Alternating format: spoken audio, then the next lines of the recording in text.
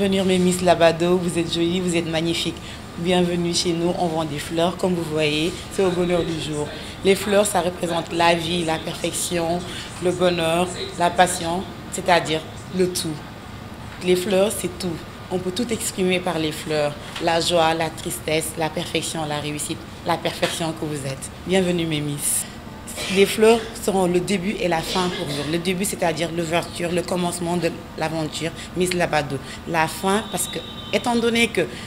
les fleurs, c'est la vie, c'est tout, à la fin de chaque élimination, la Miss qui n'aura pas de fleurs rentrera chez elle. Donc, signe de tristesse. Mais bon, on va dire toutes les Miss seront gagnantes avec les fleurs qui représentent tout, la perfection, la réussite, la joie de vivre. yenn saay may dox di waxtu mel ni ku àndatul ak sa boom yenn saay ma weet te toog ci biir mbooloo may jooy di jooy nga mel ni ku ma gisul wante xam naa ne bonuloo nit ku ne mën na juum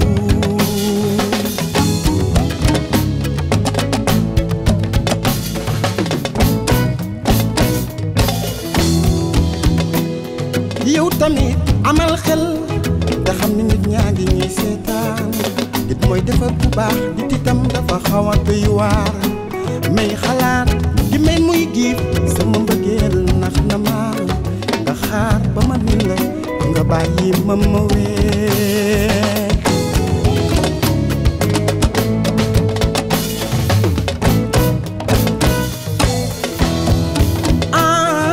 jubalal ba yegg fa nga jaam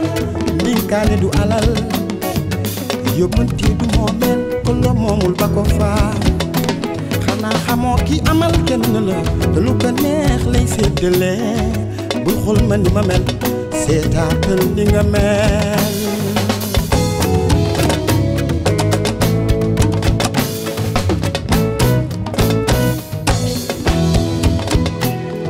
ma xiif ñu tegal ma ñam sama xel mbas ma dem ci yow ma daal di mel ni ku suuf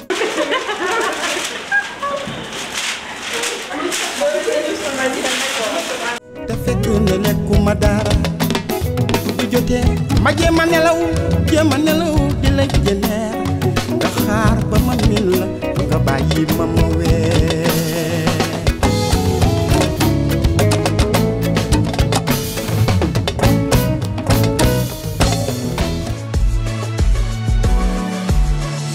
Alors,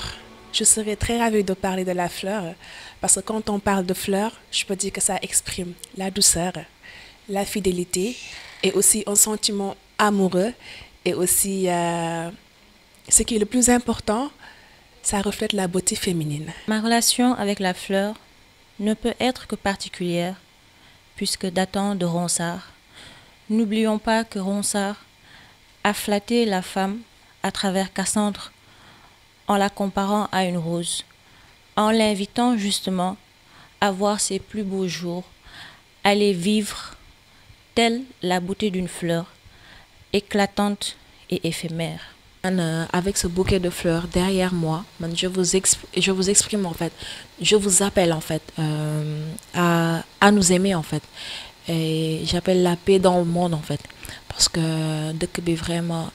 vu que yàlla en fait daf ñu bind ñun ñëpp boole ñu doon benn je me dis que jàmm rek lañ war a sekk ci jàmm rek lañ war a nekk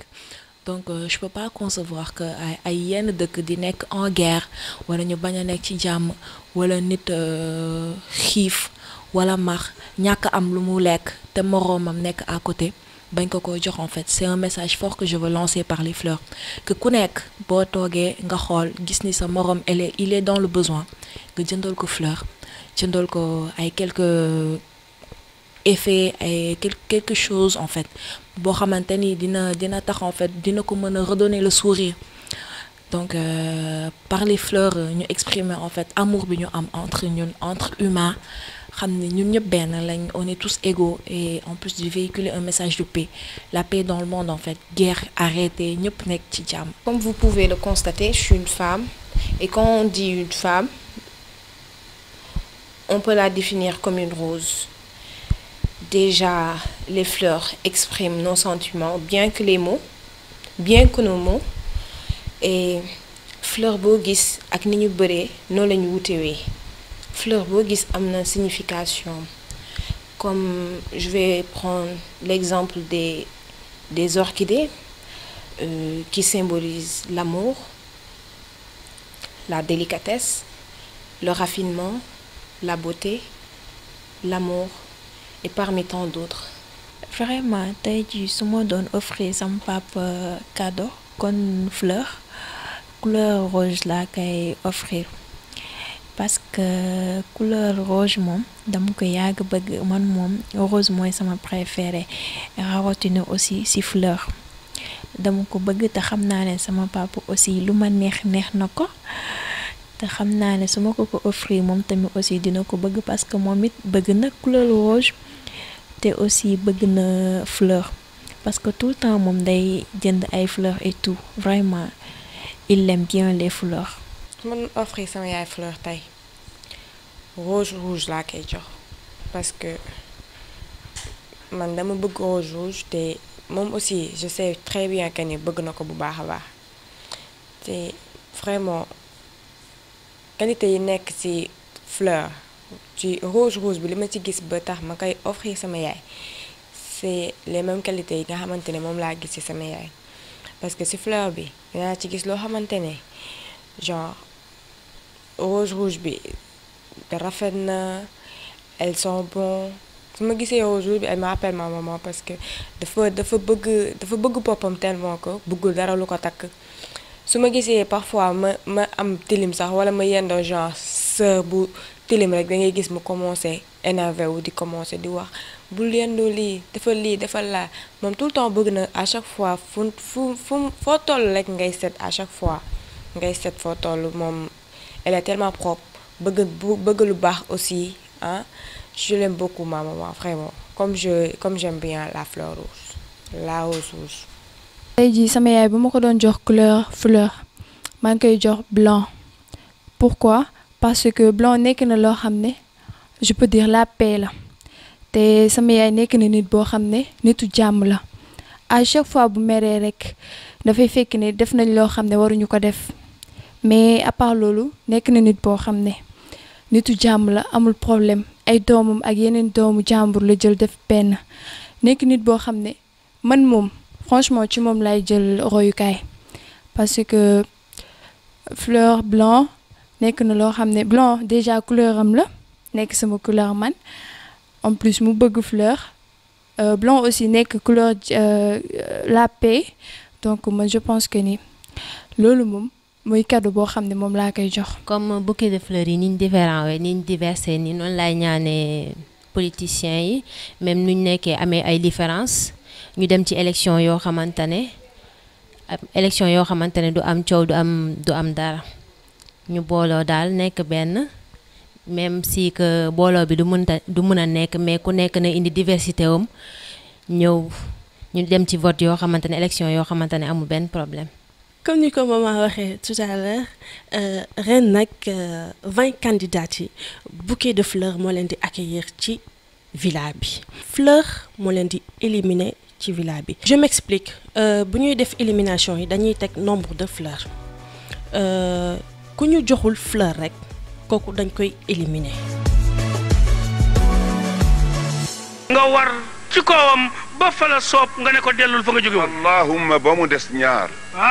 loolu li muy joxe lépp nag ba mu des ñaar. lépp loo xam ne léegi gis naa ko muy wàññanti ci diine ji jëm ci peuple bi. lépp lu mu gis muy wàññanti ci diine ji jëm ci xeet wi nag. ak di teqale nit ñi.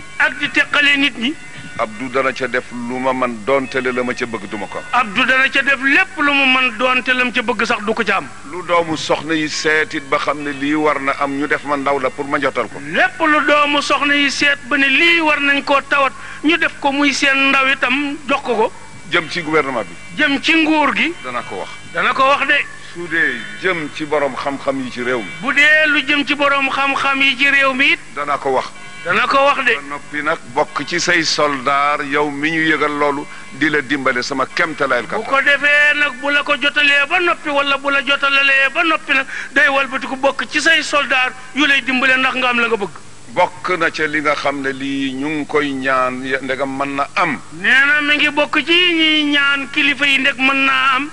dafa am daje bu ñu mas a daje ci foire ba la ñuy wax. nee na am na daje bu ñu mas a daje ca foire ba bële bu Ndakaaru bi. ñu am luñ fa ñaanoon ci jamono Kader Fall yal na ko yàlla yërëm. ñu am luñ fa ñaanoon booba ministre de l'éducation nationale joojo jamono mooy Abdoul Kader Fall. ci affaire njàng mi. muy affaire njàng mi. boobu nañ ko tuddeeti. nee na état généraux lañ ko tuddee woon defe naa waaw. waxoon na ci ay dël yoo xam ne bëggoon na ko loolu ñu ngi koy ñaan gouvernement bi maa ngi koy ñaan man Abdoul Aziz ànd ak orma ak teggin ngir jëmmi yàlla ak yonent bi lu ci gouvernement bi ban ñu defal ñu. am na point yu ca Kader Fall su lu ñëwoon yoo xam ne lii njëriñ la lu jëm ci diine jeex xale yi nee na loolee moom mi ngi koy beesal di nekk ndawal jullit yépp di ko ñaan gouvernement bi ndax ñu dimbale ñu ci. bu baax la mag bu baax la woon daal ci réew mi vraiment. bëggoon nañ ko torop te ba tey mi ngi ci suñu xol ba tey mi ngi ci suñu xol. Mame Abdou Aziz Sy Dabakh amul woon séparation entre ci tarixa yi comme ça genre kii murid la Tijaan Laayeen xaadr ñoom ñëpp ñaseen ñoom ñëpp la boole woon yemale ñoom ñëpp la yemale woon au même pied d'égalité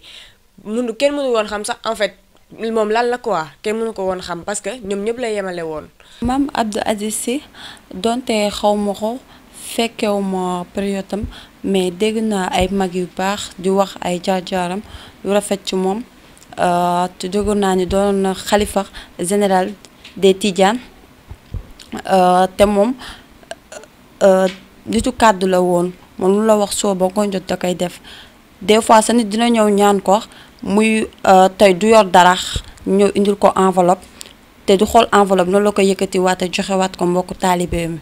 parce que dafa baax moo tax. Mame Abdou Aziz moom fu ma déggee turam rek sama xel ci li muy dem mooy nañ tàppe xol yi waaw ndax damay dégg tout le temps mu koy wax nañ tàppe xol yi nekk benn ndax àdduna amut solo waaw loolu moom saa su ma déggee turam rek sama xel ci loolu lay dem. D'après élément bi ñu seetaan man li ma jàpp mooy que ci sama xam-xamu tout tànk certes fekkewu ma bi muy génn àdduna mais d'après li nga may nettali dégg naa ñu ne asamaan si dafa lëndëmoon kurus donc bu fekkee ak anniversaire am bi tamit vendredi bi passé parce que da doon taw donc ngeen war a mën a xam ni Mame Dabakh nit ku baax la en fait nitu yàlla la donc nit koo xamante ni en fait day cultiver jàmm donc ci jàmm jooju aussi lay woo tarixa yi politiciens yi